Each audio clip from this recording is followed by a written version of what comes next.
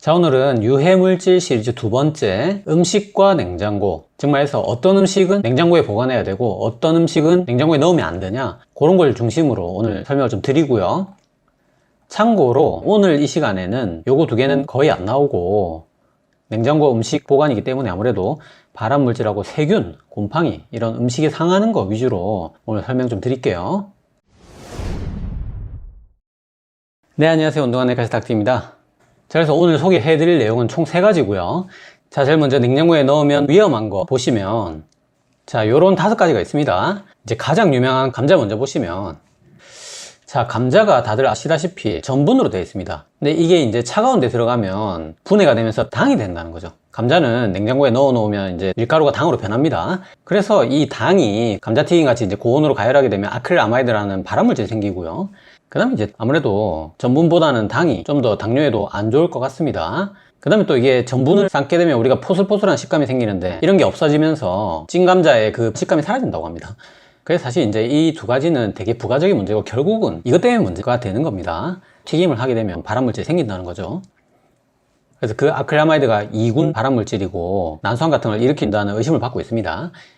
그래서 이런 자세한 감자튀김 할 때, 에어프라이어 쓸 때 뭐 발암물질이 생기지 않을지 이런 거에 대한 내용은 또 제 지난 영상에 자세히 제가 다 설명해 놨으니까 그 영상 참고하시면 되고, 오늘 이 시간에 그거 짧게 요약하면 이제 찐감자로 드시면 됩니다. 이제 아크릴아마이드 120도 이상에서 생기기 때문에 이 물로 끓인 100도에서는 절대로 아크릴아마이드 생기지 않습니다. 그리고 튀김을 만약에 굳이 한다면 이제 최대한 온도 낮게, 최대한 시간 짧게 조리를 하시고, 그래서 이제 가장 중요한 게 감자는 8도 이상입니다. 이하가 아니고 이상에서, 가능하면 상온에서, 또 햇빛을 보면 싹이 나서 솔라닌이라는 맹독이 생길 수 있기 때문에 음지에 반드시 보관하셔야 돼요. 결론은 이제 8도 이상의 상온 음지에 보관하는 거죠. 그리고 이제 부득이하게 냉동 감자를 샀다, 이게 차라리 냉장보다는 낫다고 합니다. 이런 순서로 아크릴아마이드 많이 생긴다고 생각하시면 되고, 최대 190도 넘기지 않고 최대 15분 넘기지 않는 이런 설정으로 맞춰서 이 3가지 하시면 뭐 아크릴아마이드 거의 걱정 없이 드실 수 있고요. 하지만 오늘 이 시간에 가장 여기서 핵심은 결국 감자는 냉장고에 넣으면 안 된다는 겁니다. 자, 냉장고에 넣으면 안 되는 거 두 번째, 냉해. 이제 물 생기고 상하는 채소들 보시면, 이거 뭐 주부들, 그 다음에 자취하시는 분들 이 경험 100% 다 있을 겁니다. 이 대표적으로 냉장고에 넣으면 안 되는 게 마늘, 양파 이런 것들이고, 이제 이거 조금만 지나면 곰팡이 다 쓸고요, 물 생기고, 오이, 양배추, 쌈채소, 여기서 특히 양배추가 엄청나게 발변도 빠르고 물도 빨리 생깁니다.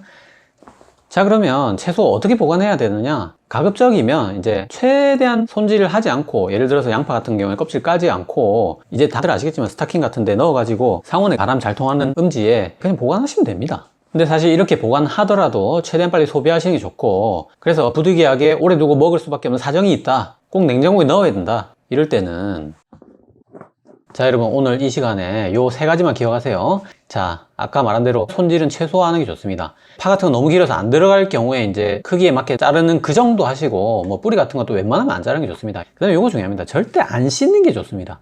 자, 먹기 전에 꺼내서 그때 씻으면 됩니다. 차라리 그냥 안 씻고 넣는 게 낫습니다. 그 다음에 이게 제 생각에는 가장 중요합니다. 자, 키친타월로 감싸시면 이게 이제 일종의 약간 제습제 역할을 해서 굉장히 냉해나 부패를 최대한 저해합니다. 그래서 키친타월을 반드시 감싸고, 요것도 굉장히 중요합니다. 자, 결국 곰팡이, 세균이 번식하는 2가지 필수 조건은 습기하고 공기거든요. 습기는 키친타월로 막고 공기는 진공으로 막는 거죠.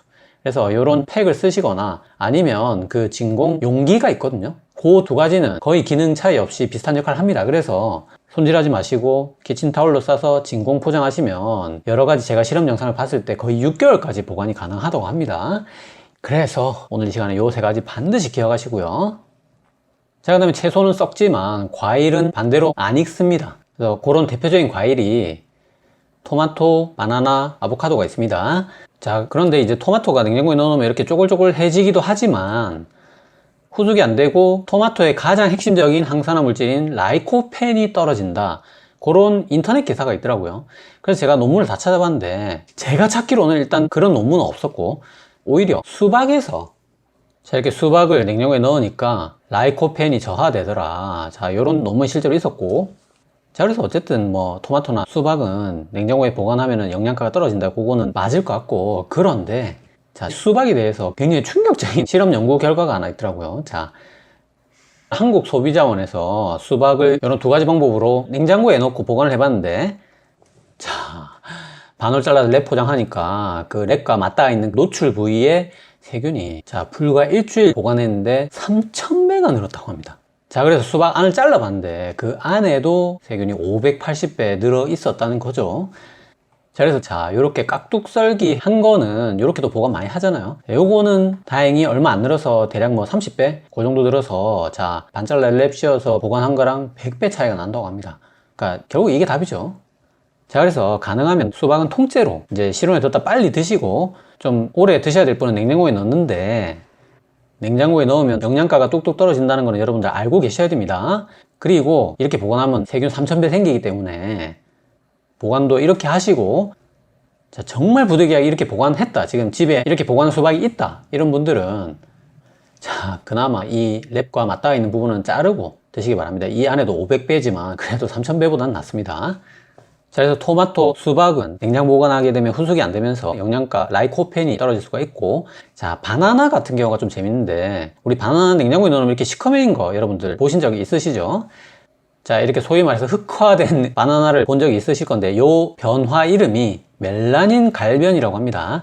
그래서 이거는 우리 그 후숙된 슈가 스팟하고 전혀 다른 겁니다. 이건 상관없이 아예 다른 흑화고, 얘는 그 당 때문에 당이 시커멓게 변하면서 이렇게 설탕이 올라온 거고, 얘는 그 멜라닌 색소가 올라온 갈변입니다. 그래서 이게 전혀 다른 건데 차라리 얘는 건강에 별로 지장이 없다고 합니다. 그래서 바나나를 오래 드실 분들은 키친타올이나 뭐 랩에 싸가지고 이렇게 냉장고에 넣어놓고 이렇게 시커멓게 변하더라도 드시는데 크게 지장은 없을 듯 합니다. 하지만 이게 이제 후숙이 굉장히 저해되기 때문에 당도가 오히려 떨어지고, 물론 이제 당뇨는 더 좋을 수 있겠지만 이제 단맛은 약간 포기해야 되고, 또 색도 보기가 안 좋아질 수 있다는 이런 단점은 있고요. 그래서 실온에 두면 이렇게 후숙이 빨리 되기 때문에 이렇게 후숙이 되려고 하는 건 차라리 좀 보기는 안 좋더라도 냉장고에 넣어 놓는 게 오히려 나은 것 같기도 하고요.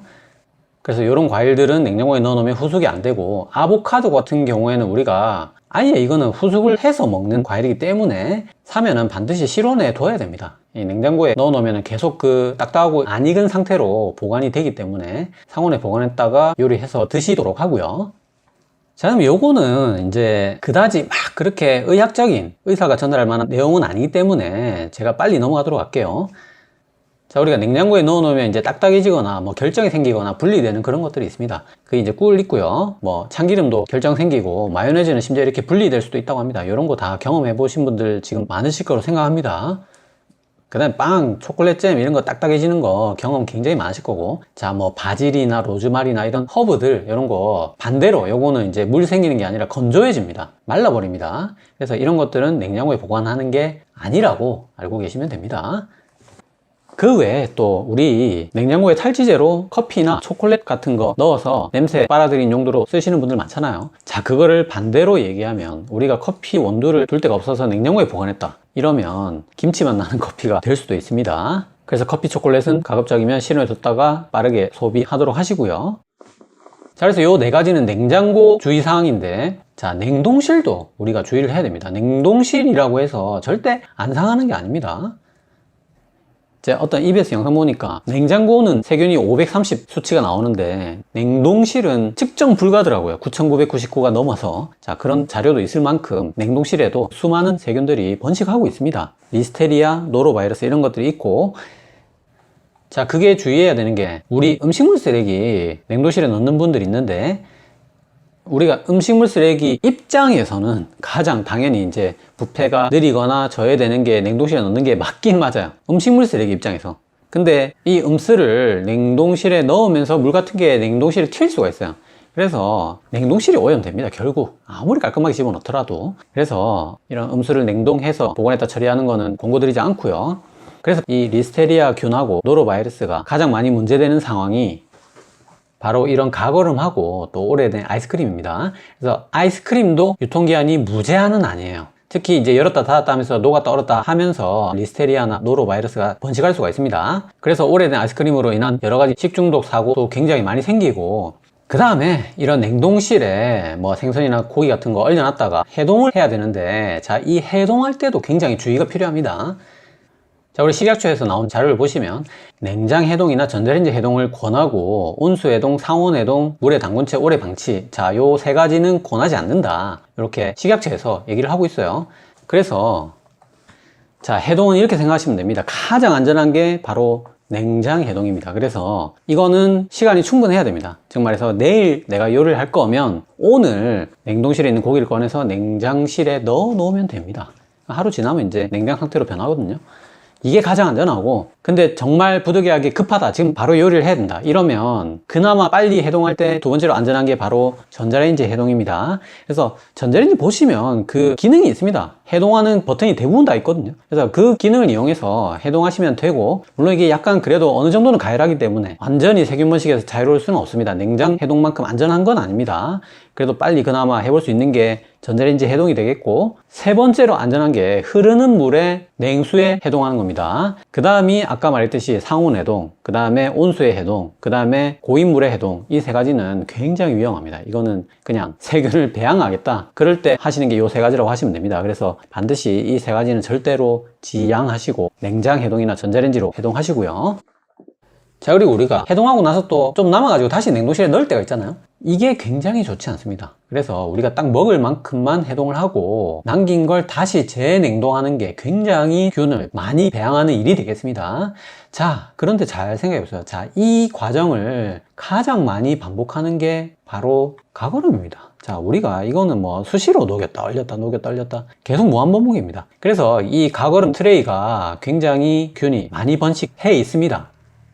자, 그래서 이 얼음 트레이는 반드시 여러분들 정기적으로 세척을 해 주셔야 됩니다. 자, 그 방법이 간단합니다. 자, 수돗물에 2분 담갔다가 흐르는 물에 그냥 물 세척 30초 하시면 됩니다. 자, 이 정도만 해줘도 대부분 사라지니까, 자, 요런 방법의 세척을 최소한 일주일에 한 번은 반드시 해 주시기 바랍니다.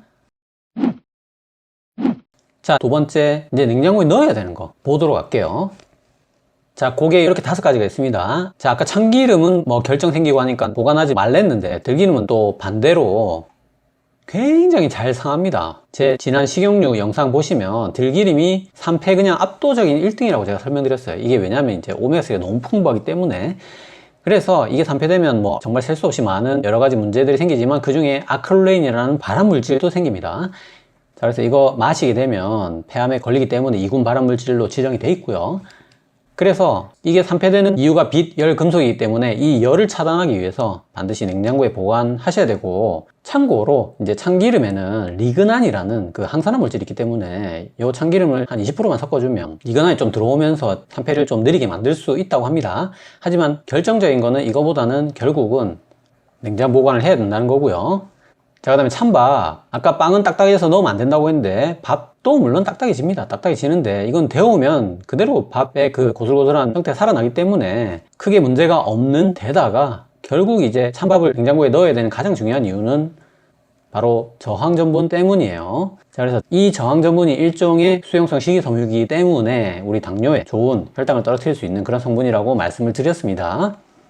그래서 저항전분을 많이 늘릴 수 있는 방법은 가장 중요한, 결국 냉장고 1도에 4도에 보관할 때 가장 많이 생깁니다. 냉동실은 훨씬 덜 생깁니다. 냉장고가 많이 생깁니다. 찬밥은 냉장고에 넣는 게 그나마 이 측면에서 약간 이득이라고 할 수 있고, 이게 해동해도 다시 데워도 저항전분이 안 사라집니다. 개이득이죠. 하지만 이게 예를 들어서 물을 넣고 다시 밥을 끓이게 되면 소실이 될 수 있습니다. 자, 그래서 제가 지난 시간에 요 세 가지는 못 하더라도 최소한 요 밑에 세 가지 정도는 해서 드실만 하다고 제가 설명을 드렸는데, 사실 이런 노력을 하더라도 우리나라 연구를 보면 혈당 차이가 그렇게 크지 않았고, 자, 인도네시아 연구에서도 혈당 차이가 거의 없었어요, 사실.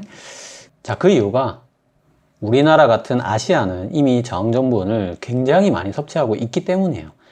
하지만 뭐 크게 해서 손해보는 건 아니기 때문에, 밥이 남았다 그러면 냉장고에 보관했다 데우면 저항전분 1g이라도 더 먹을 수 있는 거니까 이건 충분히 권고드릴 수 있는 그런 내용이 되겠습니다. 자, 세 번째, 요 얘기도 또 많이 들어보셨을 건데, 우리 계란 중에 이제 세척난, 비세척난 그런 게 있어요. 자, 2021년에 김밥집에서 식중독 환자가 30명 넘게 나왔는데 이게 비세척난이 원인이 아니냐 뭐 그런 뉴스가 나오면서 이게 유명해졌는데, 자, 이게 조금 오묘하면서 복잡한 논리가 있습니다. 자, 우리가 계란이 닭의 산란관에서 나오면서 분변이 묻게 됩니다. 그래서 여기 살모넬라균이 묻어 있을 수가 있습니다. 그렇다고 해서 이 계란을 물로 씻어버리면 계란 껍질이 이렇게 완전히 꽉 다 막혀 있는 것처럼 보이지만 이걸 특수히 염색을 해보면 이렇게 잔잔한 구멍들이 다 있습니다. 요거를 큐티클이라고 합니다. 그러니까 엄청 다공성으로 되어 있는 껍질이라는 거죠. 그래서 요 큐티클이 이제 덮개로 이렇게 막혀 있는 거죠. 막혀 있는데 이거를 물 세척을 하게 되면 이 뚜껑이 날아가면서 살모넬라 균이 안으로 다 들어온다는 겁니다. 그래서 이렇게 저 완전 계란 안쪽으로 살모넬라 균이 쏙 들어간다는 거죠. 그래서 이거를 물로 씻는 것도 위험하고 안 씻는 것도 위험하다는 거죠. 굉장히 복잡한 문제인데, 자, 그래서 이거를 우리 양계 업계에서는 두 가지 형태, 이제 세척란하고 비세척란으로 판매를 하고 있습니다. 그래서 보통 우리 소비자들이 사 먹는 거는 대부분 세척란이라고 합니다. 그리고 이제 식당에 납품하는 이런 것들이 대부분 또 비세척란이라고 합니다. 그래서 이제 김밥집에서 비세척란으로 쓴 거니까 그것 때문에 식중독 걸린 거 아니냐, 그런 얘기가 나오는 건데, 사실 역학조사에서 그게 원인으로 밝혀진 것도 아니고, 그리고 비세척란도 진짜 그냥 닭에서 나온 그대로 파는 게 아니고 솔세척, 에어세척 이런 걸 다 한다고 합니다. 그래서 생각보다 그렇게 비위생적이지 않고, 게다가 물 세척하는 것도 아까 말한 대로 이 큐티클 덮개가 벗겨지기 때문에 이것도 그냥 이렇게 물로 씻고 마는 게 아니라 다시 또 코팅을 하는 그런 굉장히 까다로운 작업을 거친다고 합니다. 게다가 한번 씻자마자 이거는 무조건 그때부터는 냉장 보관을 해야 된다고 합니다. 그래서 정리하면 물 세척하고 코팅을 한 다음에 냉장 상태에서 보관, 유통, 즉 콜드 체인으로 소비자에게 간다는 겁니다. 그래서 이렇게 까다로운 일을 해야 되는 게, 자, 이렇게 축산물의 가공기준 및 성분 규격이라는 법이 신설되면서 몇 도 이상에서 씻어야 되고 이런 여러 가지 이제 법규가 마련되면서 이런 것들을 이제 규제를 하고 있습니다. 근데 과연 그 영세한 양계 업계가 이런 콜드체인까지 다 갖출 수 있느냐, 이게 실효성이 있느냐, 이런 문제가 또 있다고 해요. 상당히 이게 복잡하더라고요. 그래서 이거를 결국은 소비자에게 파는 일은 이제 정부나 양계 업계에서 해야 될 일이고, 우리 소비자는 그러면 이거를 사서 어떻게 보관해야 되느냐. 계속 누누이 말씀드린 대로 세척란은 심지어 이거는 공장에서 세척하자마자부터 콜드체인으로 냉장을 해야 됩니다. 그래서 당연히 집에서는 냉장 보관하셔야 되고, 이렇게 세척란을 냉장 보관하게 되면 유통기한이 45일 정도 된다고 합니다. 자, 그러면 비세척란은 어떻게 되느냐? 자, 역시 냉장 보관을 해야 된다고 합니다. 자, 상온 보관에 비해서 냉장 보관이 비세척란이라 할지라도 유통기한이 2배가 늘어난다고 합니다. 그래서 4에서 5주까지 늘어난다고 하니까 비세척란 역시 냉장 보관을 하되, 다만 이게 이제 겉에 살모넬라 균이 묻어 있을 수 있으니까 다른 애들하고 따로 격리시켜서 보관을 해 주셔야 되고요. 자, 따로 격리해서 보관하는 거는 세척란도 마찬가지입니다. 자, 격리하고 2도에서 5도 딱 냉장고 온도죠. 자, 그리고 이 달걀에 살모넬라 균이 묻어 있을 수 있기 때문에 난 너무 불안하다. 자, 그런 분들은 자, 물로 조리 직전에 씻어 볼 수는 있다고 합니다. 하지만 이게 씻는 순간 코팅이 다 벗겨지면서 자, 이런 구멍으로 신나게 균들이 침투를 하기 때문에 이렇게 물로 씻는 걸 그렇게 권하진 않고요. 자, 그 다음에 우리가 이렇게 보통 거의 대부분 이 냉장고 문 쪽에 계란을 보관하잖아요. 근데 이게 문 열고 닫으면서 충격이 생겨서 미세한 균열이 가기 때문에 세균이 침투하기 좋다고 합니다. 그래서 이 계란의 면역을 떨어뜨리는 그런 행위라고 할 수 있고, 그래서 이렇게 전용 트레이에 이제 안쪽에 보관하시고 다른 음식과 닿지 않도록 따로 격리해서 보관하시고요. 그 다음에 오늘 이 시간에 계란 보관하는 거에 있어서 가장 핵심적인 거, 요거는 반드시 아셔야 되는 거, 그게 바로 계란이 뾰족한 쪽과 둥근 쪽이 있으면 둥근 쪽이 위로 가게 보관하셔야 됩니다. 자, 그 이유가 이 둥근 쪽에 기실이라고 해서 공기 주머니가 있다고 합니다. 그래서 이게 위로 가야 되는 이유가 뭐냐면 이 노른자가 시간이 지나면 점점 뜬다고 합니다. 근데 이 기실이 이 껍질하고 노른자가 안 닿게 막아주는 역할을 하기 때문에 기실이 위쪽으로 가도록 하는 게 좋고, 두 번째는 이제 요 둥근 쪽에 또 아까 큐티클 그런 게 많다고 합니다. 그래서 이 공기가 순환하면서 좀 신선하게 보관이 된다고 합니다. 그리고 세 번째는 요 기실이 있는 쪽이 잘 깨지기 때문에 이게 이제 바닥에 닿으면 이제 균들이 일로 또 침투를 많이 합니다. 그래서 그런 세 가지 이유로, 자, 요렇게 보관하지 마시고, 요거 틀린 거죠. 요렇게, 자, 요 뾰족한 게 아래로 둥근 쪽이 위로 요런 식으로 가도록 보관하시기 바랍니다. 자, 네 번째, 견과류, 고춧가루. 자, 이게 오늘의 메인 주제라고 할 수 있습니다. 자, 지금까지 냉장고에 보관하면 된다 안 된다 이런 것들은 끼케야 세균, 식중독, 그 다음에 아까 아크릴레인, 이군 발암물질 여기까지였는데, 자, 이 견과류나 고춧가루에 생기는 곰팡이는 1군 발암물질입니다. 자, 아플라톡신 이제 많이 들어보셨을 거고, 제가 지난 커피 발암물질 영상에서 꽤 자세히 좀 설명을 드렸었는데, 자, 요런 곰팡이가 왜 생기는 거고, 견과류, 곡류, 된장 이런 데 많이 생깁니다. 이게 근데 이제 1군 발암물질, 결국 우리가 간 보호하려고 뭐 영양제도 안 먹고 술도 안 먹고 지방간 때문에 살도 빼고 하잖아요. 근데 괜히 이거 곰팡이 쓴 땅콩 하나 먹다가 간암 걸릴 수 있다는 거죠. 자, 간암입니다, 여러분. 간암. 자, 그래서 2008년에 경기도 보건환경연구원 북부지원에서 경기 지역의 마트하고 그 다음에 온라인으로 구매할 수 있는 견과류, 곡류, 장류 이렇게 사봤다고 합니다. 그래서 이제 아플라톡신을 조사해 보니까 요게 지금 허용치인데 넘는 건 하나도 없었다고 합니다. 결국 불시에 조사를 해보니까 전부 다 안전하더라. 이제 하지만 어쨌든 뭐 이렇게 약간이라도 아플라톡신이 나온 거는 견과류의 43%, 장류의 28%, 나머지 기타에서 6%에서 아플라톡신이 기준치 이하긴 하지만 나오긴 나왔다는 거죠. 그래서 결국 제일 문제되는 거는 견과류인 것 같아요, 제 생각에. 그리고 이제 땅콩하고 옥수수는 보관을 하면 할수록 아플라톡신이 늘어나는, 곰팡이 자라면서 그렇겠죠, 그런 경향을 보였고, 자, 된장류는 오히려 감소하는 그런 경향을 보였다고 합니다, 이 논문에서.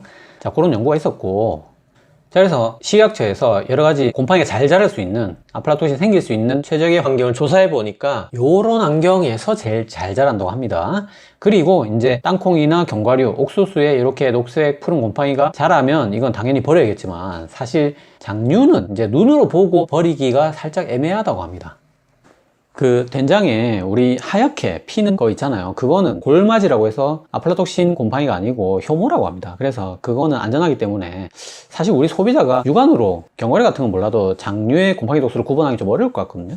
그래서 식약처에서는 이제 이런 수많은 과정에서 전부 다 규제 감시를 통해서 이제 아플라톡신을 예방하고 있고, 그래서 우리 식약처의 기준을 통과한 그런 제품을, 된장을 드시도록 하시고, 우리가 담근 된장이라든지 이런 거는 가급적이면 좀 지양하는 게 좋겠고요. 어쨌든 자, 요런 환경을 반대로 하면 곰팡이 독수를 막을 수가 있겠죠. 그래서 그 방법이, 자, 습도 60% 이하, 습도는 낮은 게 좋고요. 그 다음에 10에서 15도. 자, 이게 애매합니다. 자, 뒤에도 설명드리기로 하고요. 그 다음에 우리 땅콩 같은 거 이렇게 성한 게 있고 깨진 게 있잖아요. 자, 근데 이런 깨진 것들이 전부 다 곰팡이에 취약하다고 합니다. 쉽게 얘기해서 면역력이 떨어진 애들이라고 할 수 있으니까 이런 거 먼저 먹던지 버리는 게 좋고요. 그 다음에 이제 채소하고 똑같습니다. 이것도 키친타올을 넣으면 더 좋겠죠. 키친타올 넣고 밀봉해서 제일 중요한 건 결국 진공이라는 거죠. 공기를 완전히 뺀 다음에 냉장고나 뭐 장기 보관하면 이제 냉동실까지 이렇게 보관할 수 있습니다. 자, 근데 이 냉동실도 살짝 애매합니다. 요건 또 뒤에 설명드리기로 하고요.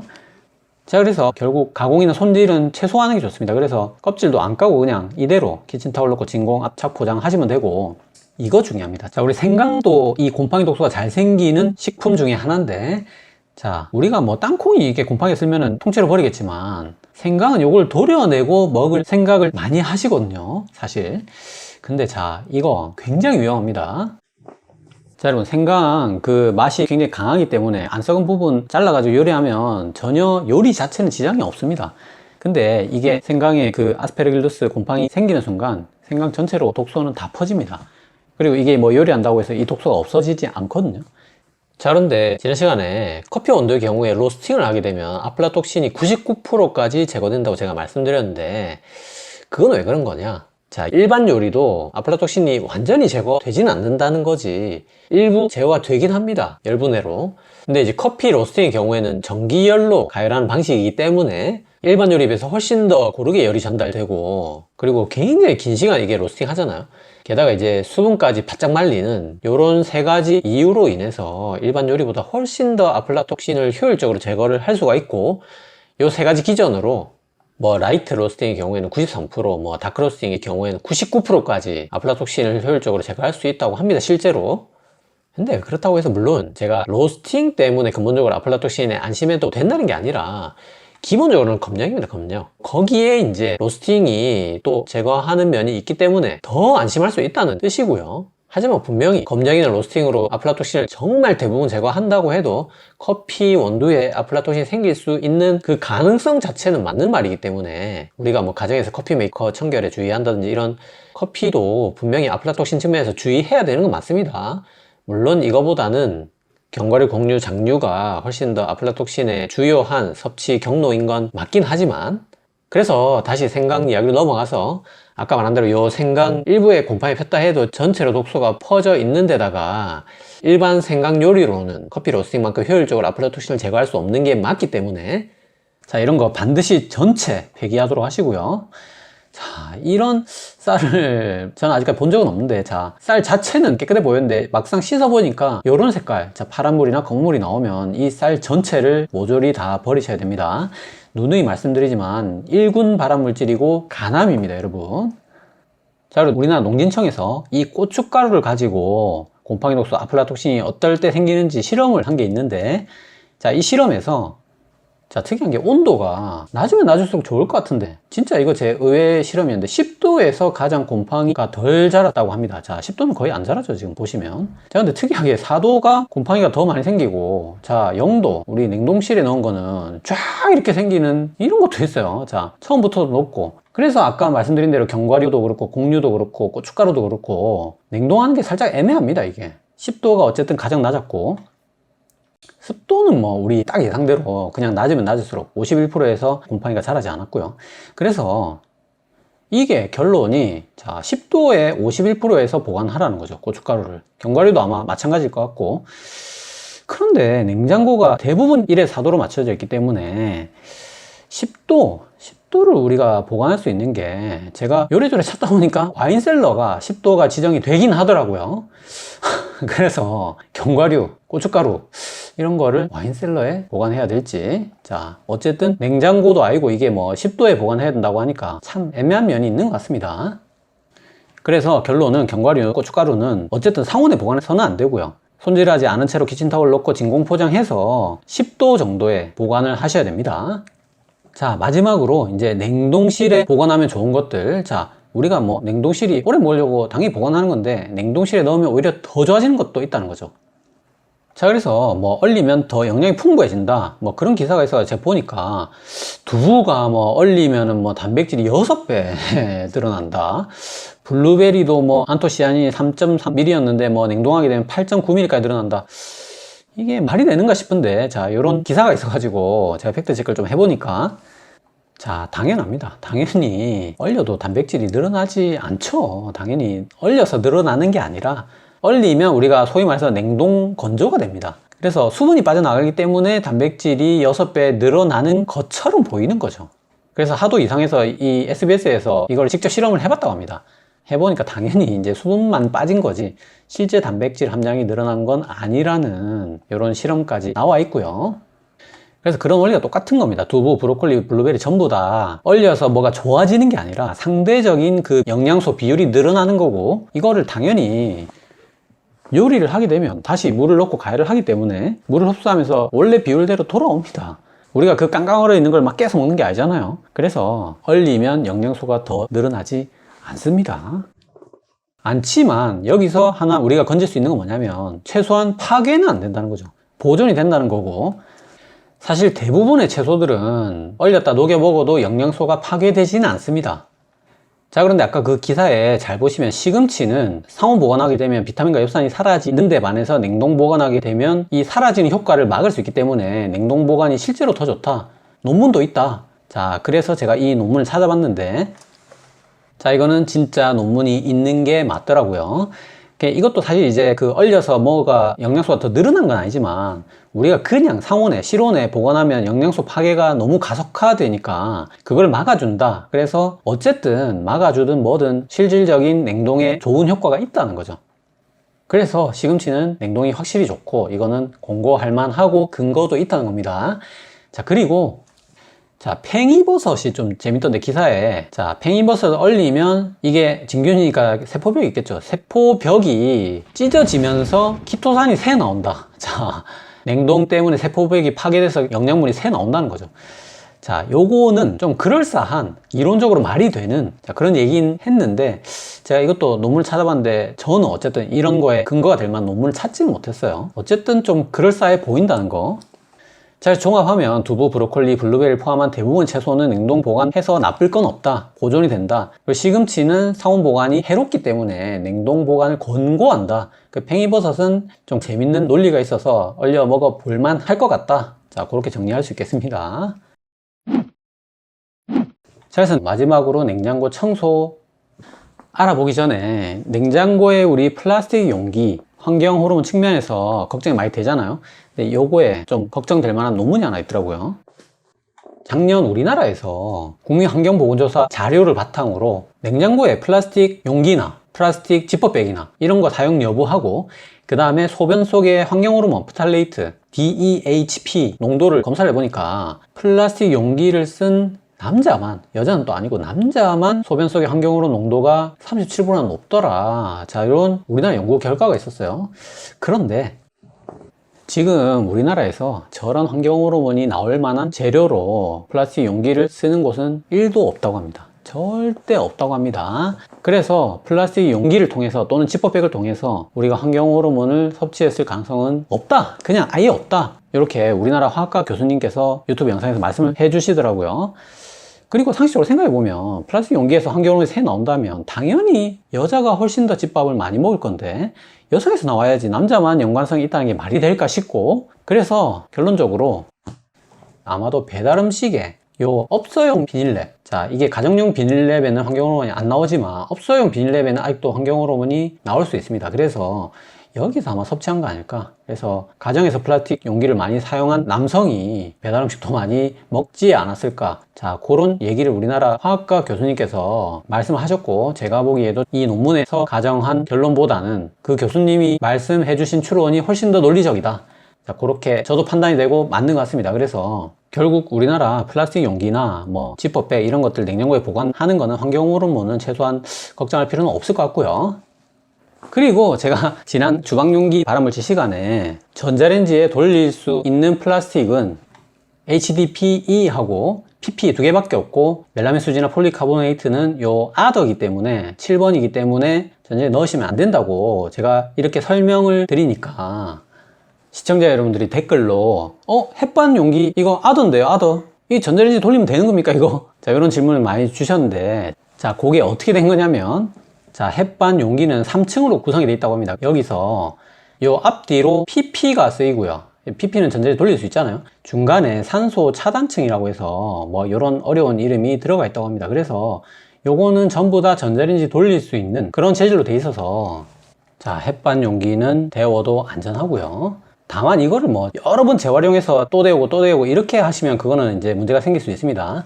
하지만 이제 한 번 데우는 용도로는 당연히 이건 안전한 게 맞고요.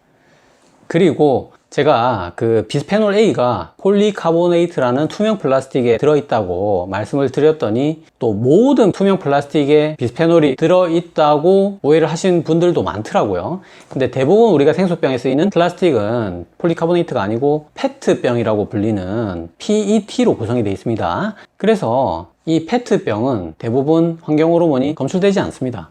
폴리카보네이트는 이제 냉온수기 생수통, 그다음에 안경알, 에폭시 수지, 뭐 감열지 이런 데 들어있는 거고, 그 다음에 아이러니하게도 비스프리 플라스틱 통에 비스페놀이 들어있을 가능성이 오히려 많습니다. 하지만 물론 또 이 페트병도 이제 너무 장기간 보관하거나 고온에서는 이제 환경호르몬이 나올 수 있다는 거죠. 자, 이런 논문이 또 있었습니다. 자, 그래서 지난 시간 AS 잠시 플라스틱 관련해서 오해했던 것들 짧게 설명드렸고, 이제부터 본격적으로 냉장고 청소하는 법 설명드릴게요. 자, 먼저 기본적으로 음식을 냉장고 어디 위치에 보관해야 되는가, 자, 요거 그림 참고해 주시고요. 자, 우리나라 식약처에서 나온 냉장고 청소 방법입니다. 자, 요렇게 세 가지 먼저 준비해 주시고, 첫 번째 이제 음식 정리를 먼저 해야겠죠. 자, 버릴 거 버리고 아이스박스에 넣을 거 아이스박스에 넣고요.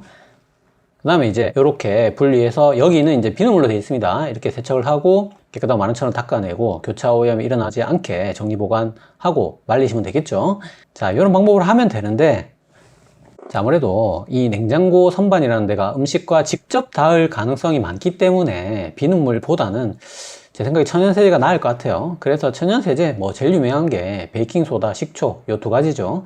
그래서 사실 세정용만 봤을 때는 물에다 베이킹소다만 넣고 먼저 다 씻은 다음에 마지막에 식초를 뿌려가면서 한 번 더 씻으면 제일 세정력이 높다고 하는데, 이게 너무 번거롭다든지 아니면 너무 독해 보인다 이러면 이 두 개를 미리 타서 베이킹소다하고 식초를 같이 섞어서 한 번에 뿌려도 된다고는 합니다. 하지만 이게 이렇게 섞게 되면 세정력이 굉장히 떨어진다고 합니다.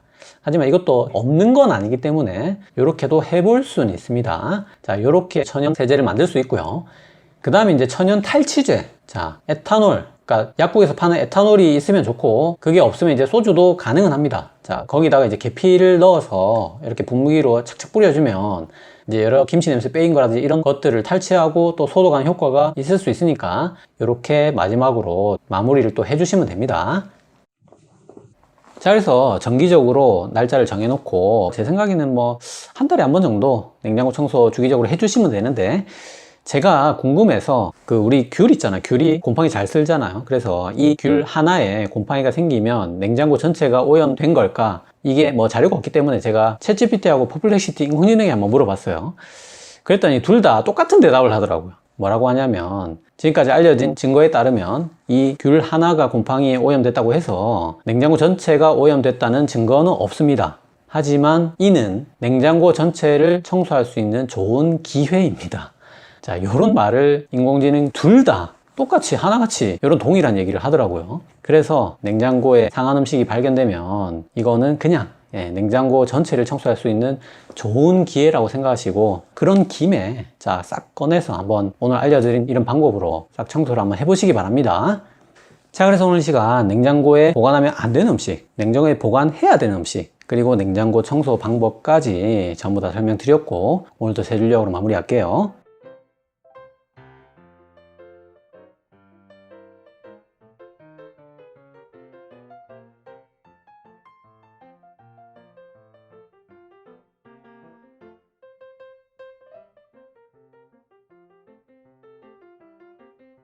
자, 오늘 영상 도움이 되셨나요? 도움이 되셨다면 구독은 여기, 관련 영상은 여기 봐주세요.